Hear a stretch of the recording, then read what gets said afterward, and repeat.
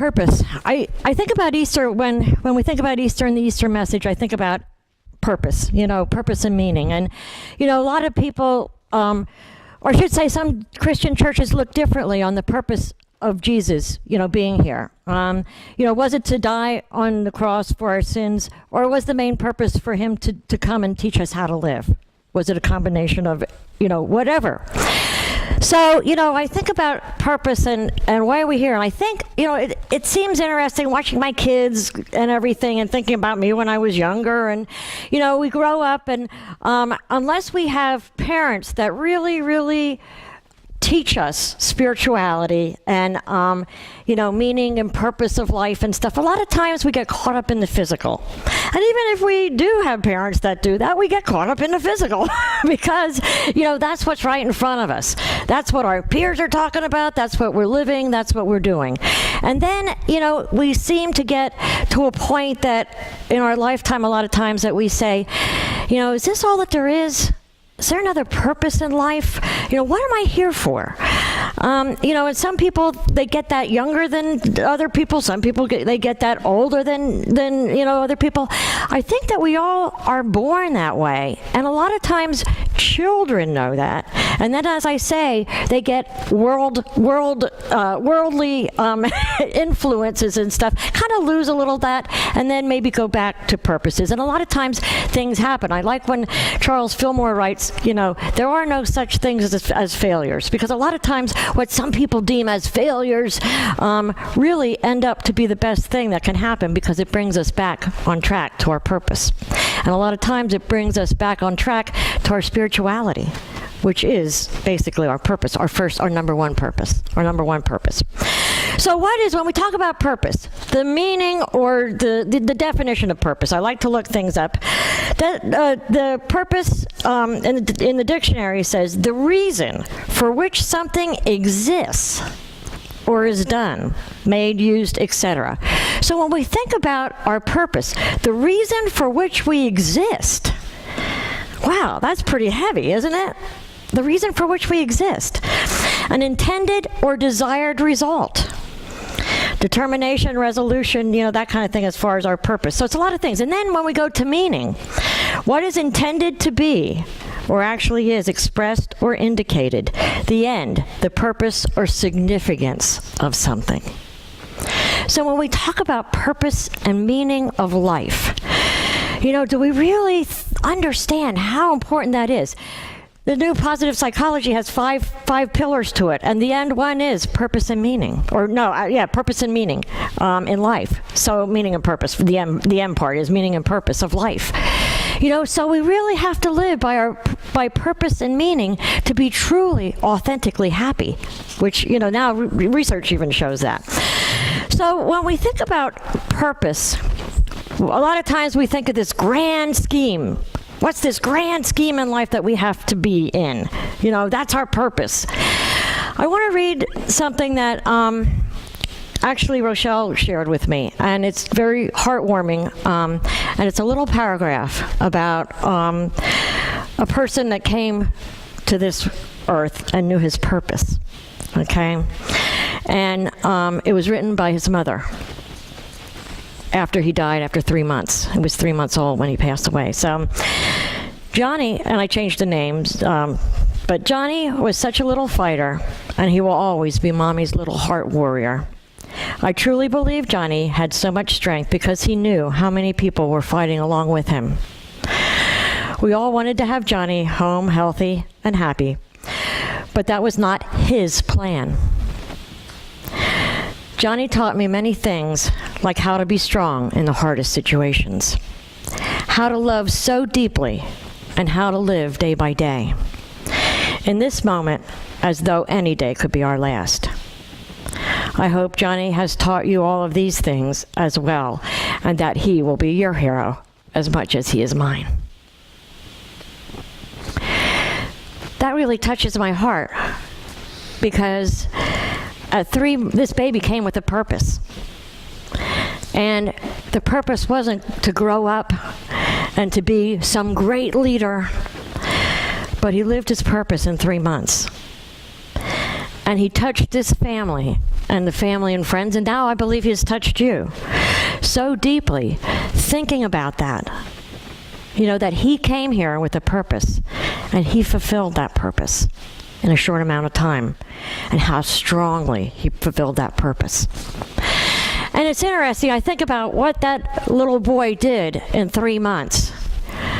Some of us have not done in a lifetime. The things that he has taught these people in 3 months. When we talk about purpose,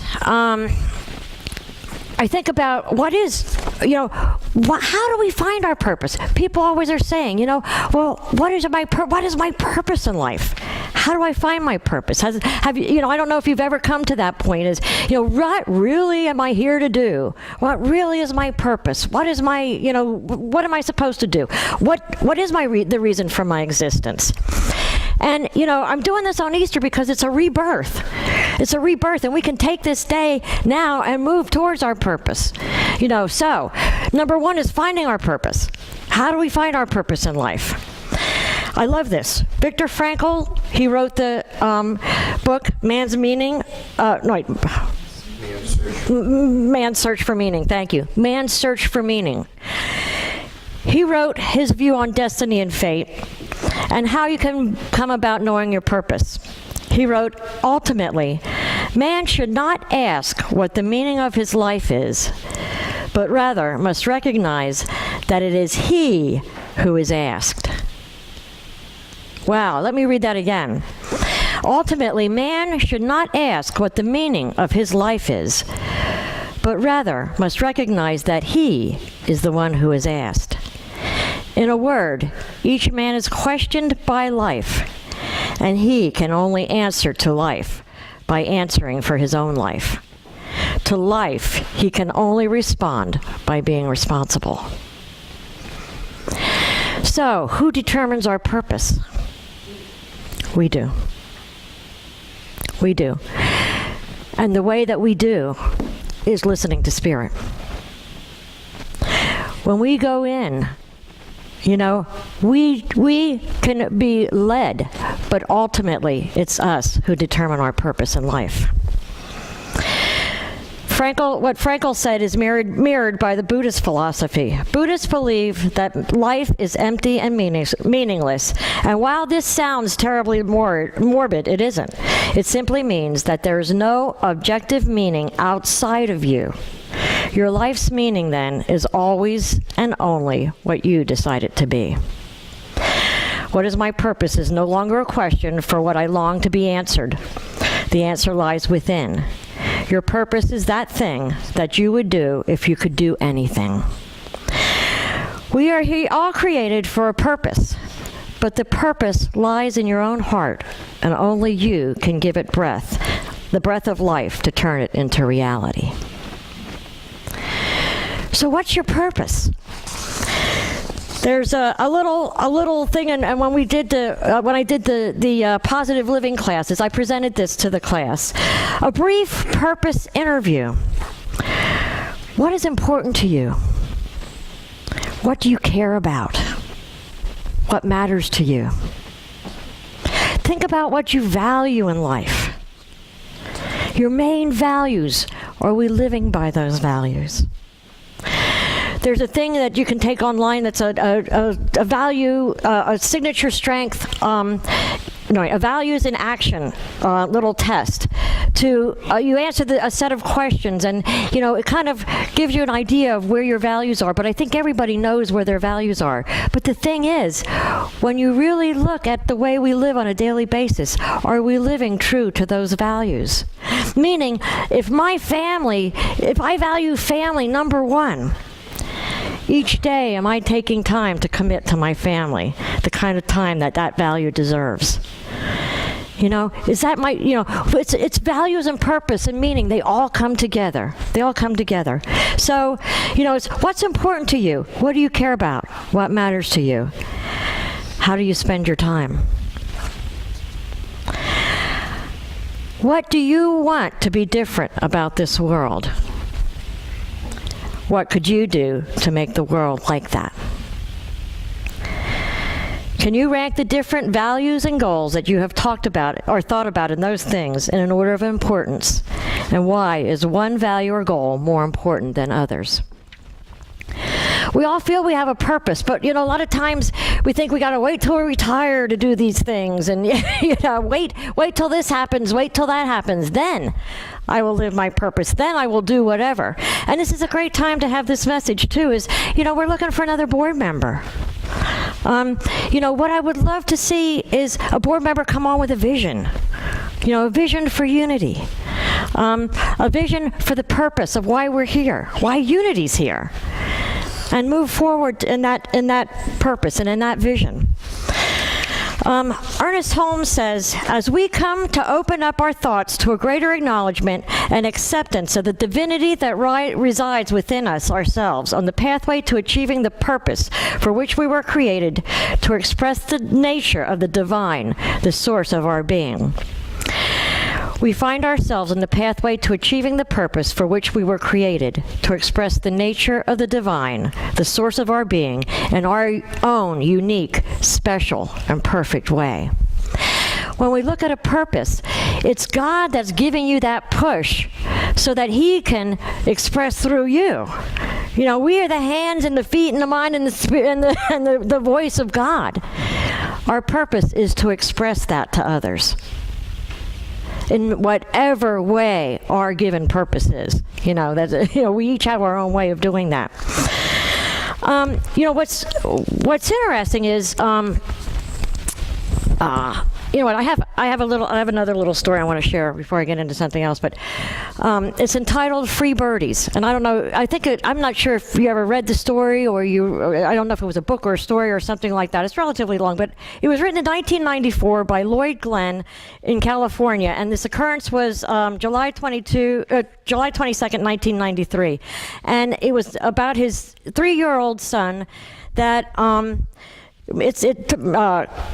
Lloyd Glenn talks about he was going on a business trip. He got a phone call that said, you got to come home very quickly. Your son was in an accident, and he needs to have you here at the hospital. So he quickly got home. He said it was the longest 5 hours of his life to get to the hospital.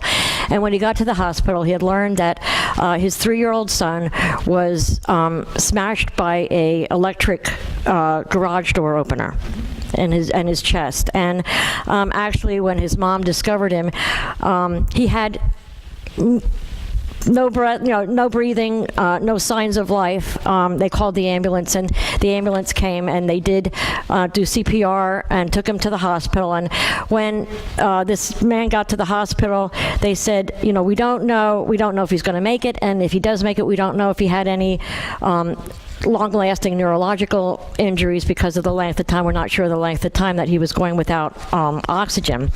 So miraculously, you might say, he did recover actually, and went home. And a few months later, he said to his mother, and this was, it says almost a month later to the day after the accident, Brian woke from his afternoon nap and said, "Sit down, Mommy, I have something I want to tell you." Now at this time, it says Brian usually spoke in small phrases.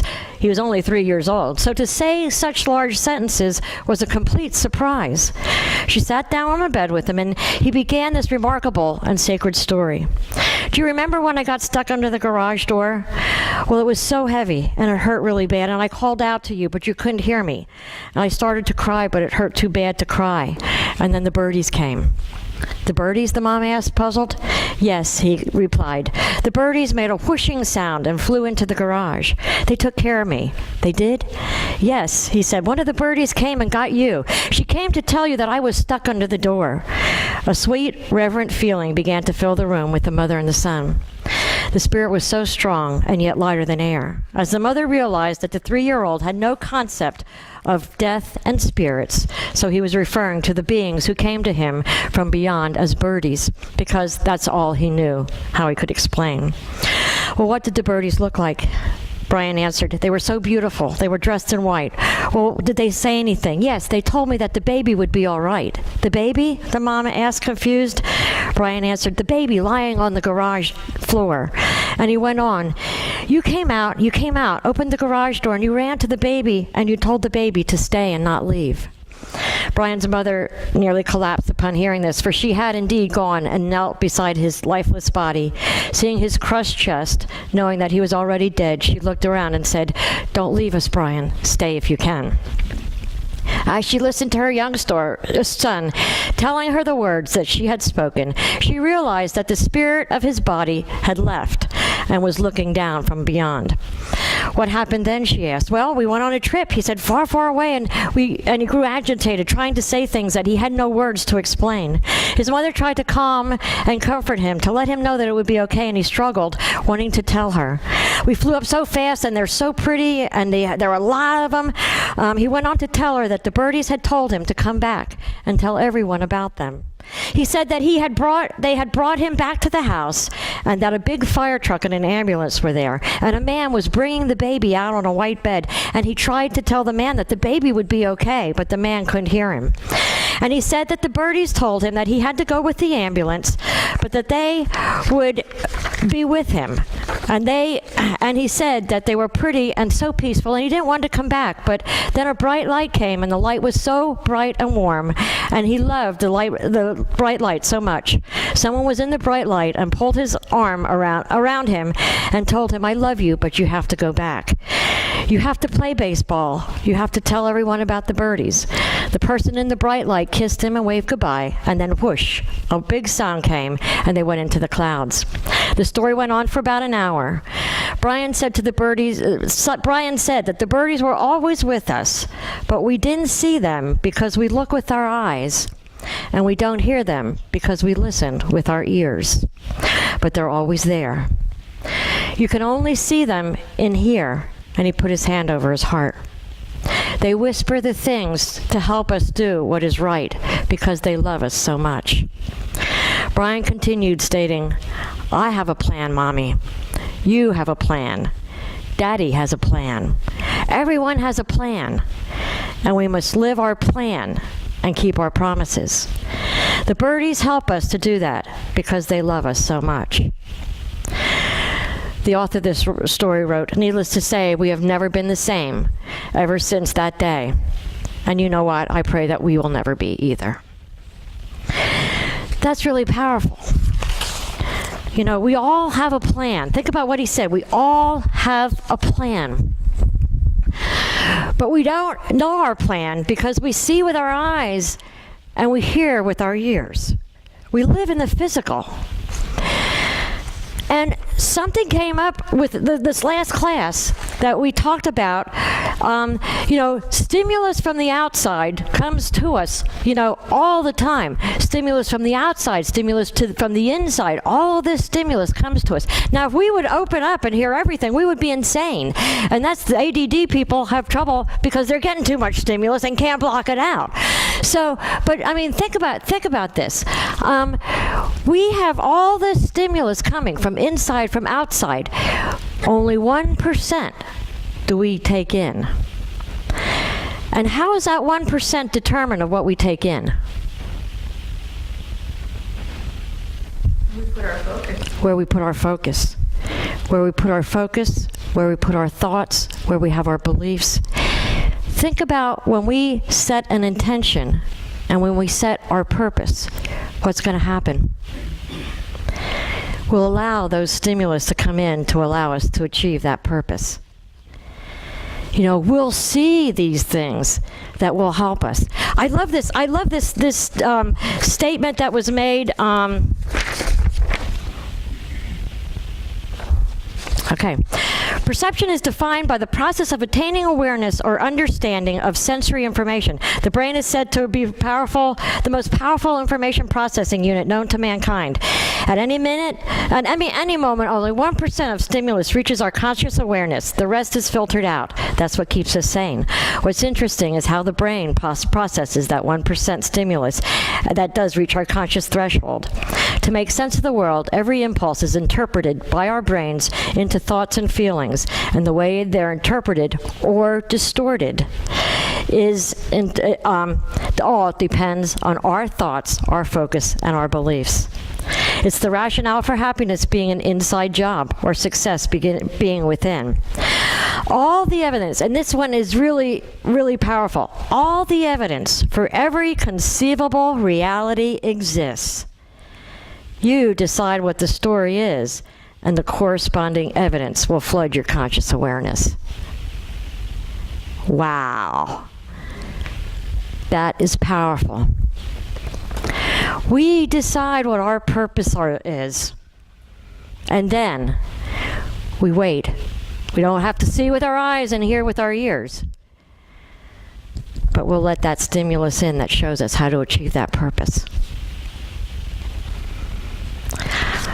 One man, and there was several people on this earth, and I know Art and I had a conversation the other day, and he said, like, once every 1,000 years there's a messenger that comes that knows their purpose, and truly lives their purpose. Jesus was that man in his time. He came with a purpose. He knew what his purpose was, and he lived that purpose. He didn't let anything in the outside world take him away from that purpose. And that's why he should be, and that's why he's our way shower, basically in unity. We say he's our way shower because he showed us how to live a purpose and what can happen when we live our purpose. Wow. I think it was Sai Baba was asked one time, "Are you God?" And he said, "Yes, I am, but you are too. The only thing is, I know who I am and you don't." Jesus said, "Everything that I did, you can do too, and even more." But he knew who he was. He knew he was divine. Sometimes we forget. Too much times we forget. Who forgets? I forget. But it's a matter of always coming back and remembering. Holding these stories in our hearts where the messages come from. Like little Brian said, quit looking with our eyes and quit hearing with our ears, but go within. Because that's where the answers are. And when we do that, when we set our purpose, when we set our intention, when we set our desire for our spiritual path, that's when we will open up and allow that stimulus to come in to show us how to achieve that.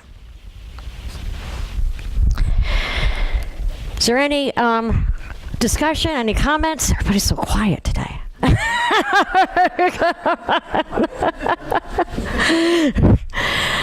We should be excited. You know what? And today, let me add with a little bit of excitement. Today is a day that we can move forward, no matter what the past is. And Charles Fillmore said in that reading, and Jesus always says, it doesn't matter whatever happened back here. It doesn't matter, because all of that is leading up to today, to this moment. And we can take that and we can be miserable about it. We can say, oh, poor me. We can do this. We can do that. Or we can take today and we can move forward and say, there was a lesson in there someplace. There was growth in there. There was something that I can use in that for my purpose. Show me. And as soon as we do that, that stimulus will allow in to be able to see that. So today is a good day, no matter where we are, because, today we can set our intention, our purpose, and move forward and move towards it. Go ahead, Zakiya. The one thing that I'll add to that is when we talk about our purpose and finding that, is to pay attention to the inner nudgings, that feeling of, say, joy. Because I know in my case at least, you always often think it has to be something high and mighty. Right. Or, maybe I'm supposed to help, or I should do this because this is what we're supposed to do, or this is what would be good to do. But sometimes you have to notice what feels good.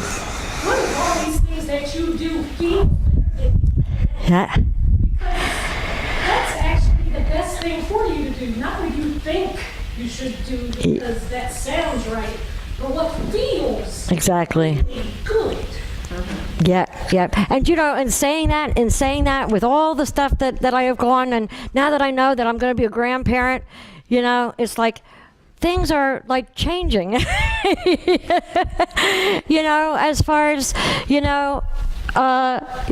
just yeah.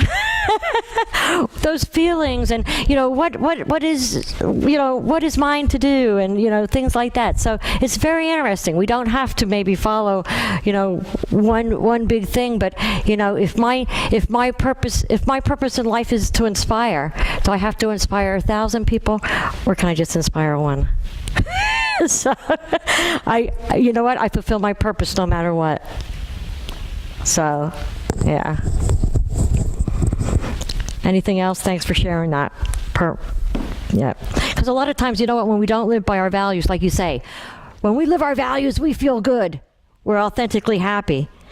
And that's the thing, is when we don't, that's what doesn't feel good, because we're living somebody else's purpose or what we think we should be doing. Thank you for bringing that up. Anybody else?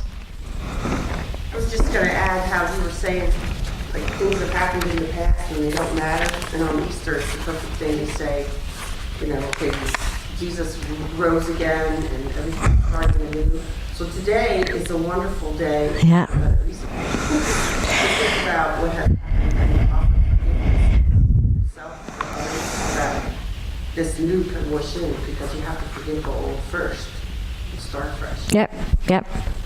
Roll away the stone, and part of the thing, like the Daily Word said, is Jesus showed us not to be imprisoned in any earthly tomb. And definitely, resentment, holding on to that stuff is a tomb. Being in a job that or being on a purpose, on a path that doesn't feel good is a tomb, or whatever it is. So it's leaving that. It's leaving that, having the courage, and sometimes that takes courage, because it's stepping out, maybe something that's comfortable, So, yeah, it's a lot of work, and that's the thing, is it seems like work, but when we start that path, it's amazing. It's amazing, because we truly do see all those things coming together that we never saw before. It's there. That just amazes me. Every conceivable reality exists. But we only see what we train ourselves to see. Huge. So we'll take these into prayer, meditation.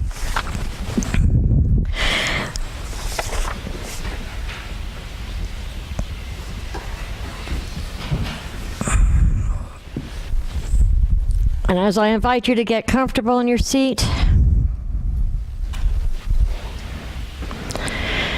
just let the seat support your body. Take a deep breath in and relax. Allow the floor to support your feet. Feel the energy of the room.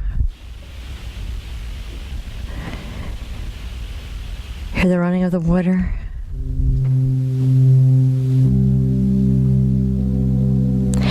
Let the sound of the organ take you deeper and deeper into that place of understanding, that place of peace, that place of wisdom, that place of new birth.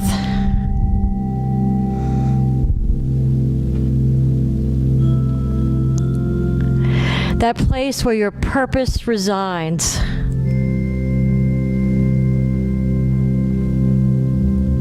That place of the birth of intention.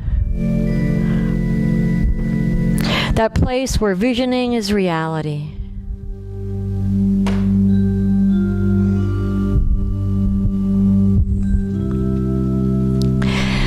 At this time, I ask you to ask yourself, what is important to me? What are the values in my life that I want to live by?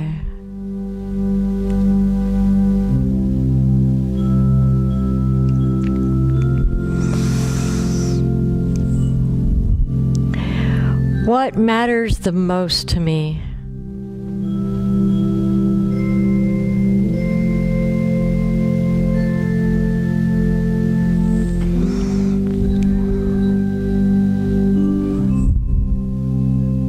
How can I see the world differently?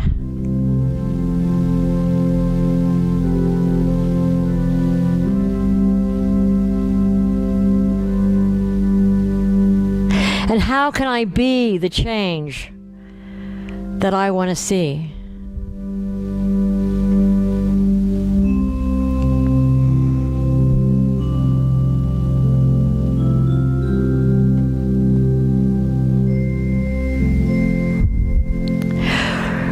I invite you to bring that purpose, that desire for living that maybe was tucked down deep. I ask you to bring that up to the surface.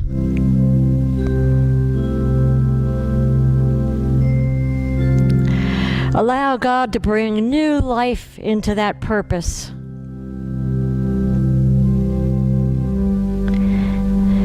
Set your intention. Open your heart. Ignite your spiritual vision, your spiritual healing, your hearing.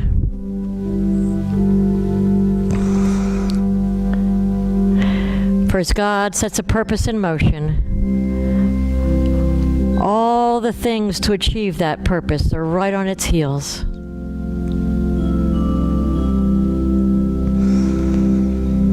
I invite you to express gratitude for life in this moment. Express gratitude for all the teachers that we have had in our life. For all those moments. The moments that we have either labeled good or bad, knowing that they were all for us.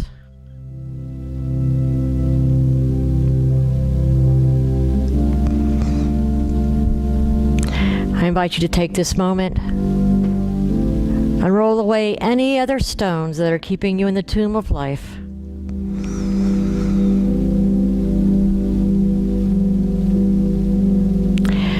Step out into a new life, a new birth, and a new reality. And so it is. Amen.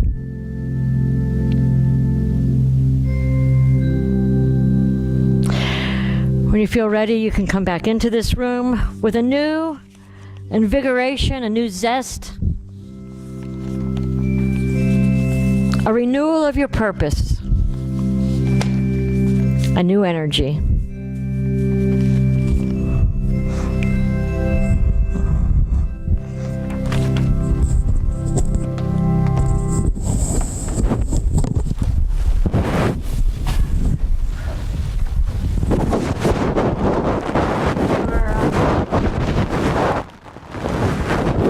The Circle of Life,